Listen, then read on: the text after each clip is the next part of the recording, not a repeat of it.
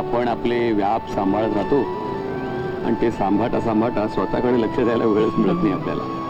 दिवसभरावर जातात तोपर्यंत आपण म्हातारे झालेलो असतो. खरं तर आपल्या संसारात ढवळाढवळ करायची नाही म्हणूनच येत नाही ते राहायला. ते दाखवत नाही आपल्या मनातलं दुःख, पण त्यांना नक्की एकटं फील होत असतात. आजोबा इज लोनली का? कारण त्यांची वाईफ या जगात नाहीये. आपण त्यांना दुसरी आई मारूया. Great idea. दुसरं लग्न या वया लाईफ पार्टनर नाहीये ना, तर आपण मिळवून देऊया. तेव्हा आपलं हे गुपित कुणालाही कळता कामा नये. आजोबांना मॅच होणारी आजी पाहिजे. म्हणजे आपल्याला योग्य ती आजी मिळालीच पाहिजे. हो, मिळालीच पाहिजे. आणि नुसती आजी सापडूनही उपयोगाची नाही. आपल्याला त्यांना भेटवायचंय. त्यानंतर त्यांना एकमेकांबद्दल आपुलकी वाटायला हवी, प्रेम वाटायला हवे. एकला नयनाला विषय तो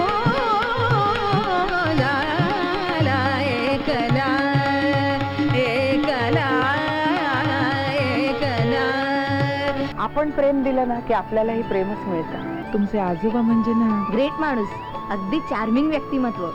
स्वतःही खुश राहतात आणि दुसऱ्यांनाही आनंदी ठेवतात. आजोबांना माई आवडतात हे अगदी नक्की. हा, अगं माईला पण आजोबा आवडतात.